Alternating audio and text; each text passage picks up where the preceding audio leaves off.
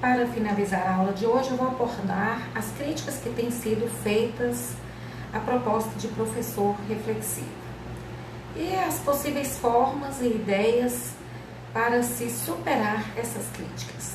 Na realidade, eu vou destacar duas críticas, que são o praticismo e o individualismo. O que são, a que nos remete essas duas críticas? Bom, o praticismo é a ideia segundo a qual basta a prática para a construção do conhecimento docente. E o individualismo seria a ideia de que a reflexão está restrita ao professor e sua prática, desconsiderando-se o contexto em que ambos estão inseridos. Então, gente, o praticismo é aquela ideia que o conhecimento que o professor tem, ele vem só da prática. Ele é construído a partir da reflexão sobre a prática, desconsiderando ali as teorias, todo o conhecimento que já existe sobre um determinado assunto, sobre uma determinada questão que o professor esteja levantando ou buscando solucionar. Então, basta a prática para construir o conhecimento docente. E a gente viu que não é só isso, né? Que o conhecimento ele vem dessa articulação dos conhecimentos teóricos e práticos. E o individualismo, que diz respeito à ideia de que o professor faz a reflexão ali exclusivamente sobre a sua prática, sem considerar o contexto em que essa prática ocorre. Então, elementos apenas da sua atuação, do seu exercício profissional ali dentro da sala em relação ao ensino, mas sem considerar as condições em que esse ensino ocorre, em que essa prática ocorre, né? Sem considerar contexto institucional, contexto social, cultural, político. Então, essas críticas dizem respeito a isso. Em relação às propostas que têm sido feitas visando a superação dessas críticas, nós vamos tomar aqui as ideias de Zeigner. Vamos tomar três propostas dele em relação à superação dessas críticas. Então, a primeira, ele aponta que a prática reflexiva deve centrar-se tanto no exercício profissional dos professores, quanto nas condições sociais em que esta ocorre.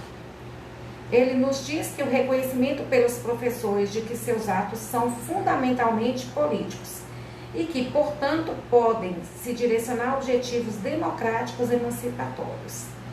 E o terceiro, que a prática reflexiva, enquanto prática social, só pode se realizar em comunidades de aprendizagem, nas quais os professores se apoiem e se estimulem mutuamente. Esse compromisso tem importante valor estratégico para se criar as condições que permitam a mudança institucional e social. Então, nós podemos ver que as propostas de Zeigner vão justamente visando superar o praticismo e o individualismo, na medida em que ele fala sobre considerar o contexto em que essa prática está ocorrendo, está inserida, em que ele fala que essa prática reflexiva,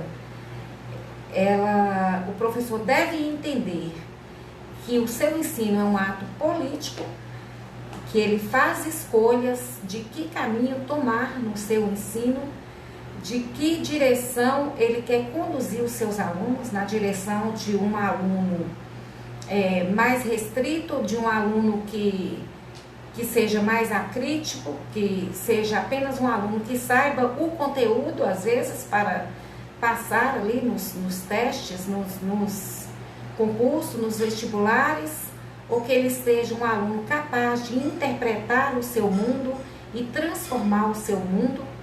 Então, o professor escolhe que direção tomar no seu ensino, porque educar é um ato político. E ele nos aponta também a importância da formação das comunidades de aprendizagem na própria escola, né? que a própria escola providencie espaços e tempos para que os professores se encontrem e façam esses momentos de colaboração, de troca de entendimentos, de troca de opiniões, de soluções para os problemas que enfrentam.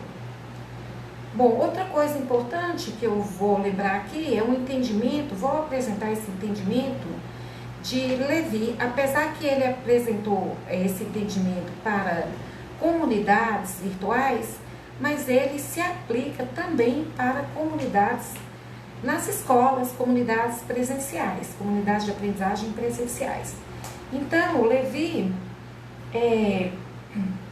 ele apresenta a existência de uma atitude moral de reciprocidade, pois a interação entre os membros de uma comunidade acontece pelo desejo implícito ou explícito que cada um tem de aprender com os outros. Então, ao obter uma informação, nós somos impelidos a retribuir esse ganho, oferecendo algo em troca. E isso favorece uma postura participativa do professor e favorece que ele busque desenvolver também com seus alunos uma maior interação.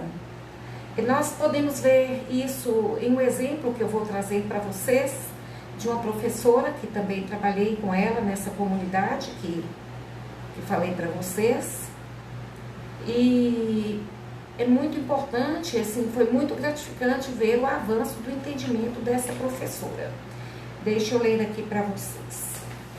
Anteriormente, ela tinha o seguinte entendimento. Então, assim, eu penso assim, que se a gente conseguir aproveitar aquele aluno que chegou com interesse, já a gente está conseguindo muito. Se a gente conseguir aproveitar aquele aluno que chegou com boa vontade, querendo aprender, a gente não dispensou o tempo dele por causa de um outro que não quer nada. Porque muitas vezes eu até deixo um aluno passear, porque dentro da sala ele está incomodando. A aula não está seguindo por causa dele. E ele não está entendendo nada. Por isso que eu já pergunto logo, para mim saber, quem está interessado na química? Eu, sinceramente, eu deixo para lá quem não está interessado em química. Esse depoimento foi um depoimento nos primeiros tempos de formação da comunidade, após já os professores terem entendido a proposta e terem sentido que aquele era um ambiente em que estavam outros colegas, não ali para julgá-lo, mas para compartilhar com ele os problemas e buscar as soluções. Vamos ver depois o entendimento que essa professora construiu após um tempo participando da comunidade. Então ela começa o relato assim: até nas questões de disciplina, a nossa reflexão está me ajudando. Como assim nas questões de disciplina? Explique melhor. Digo nas questões de disciplina porque estou dando mais atenção aos alunos, esclarecendo melhor a importância de se estudar química. Eles estão percebendo isso? Notou alguma mudança nas atitudes ou comportamento deles? Percebo que eles melhoraram muito quando damos atenção às ideias deles. O clima na sala está de falar a mesma língua. Os alunos bagunceiros estão ficando responsáveis. Acho que até eles precisavam de atenção.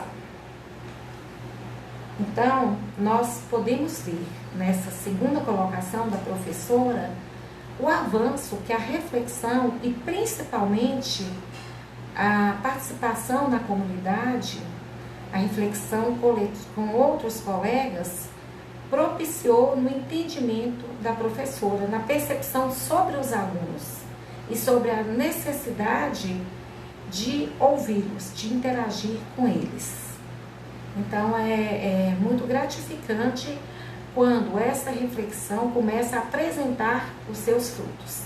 Embora inicialmente possa ser trabalhosa, até que o professor adquire ali o hábito, né? A questão do ser sistemático, ser rigoroso, ser disciplinado, mas os frutos são colhidos quando ele persiste nessa prática reflexiva.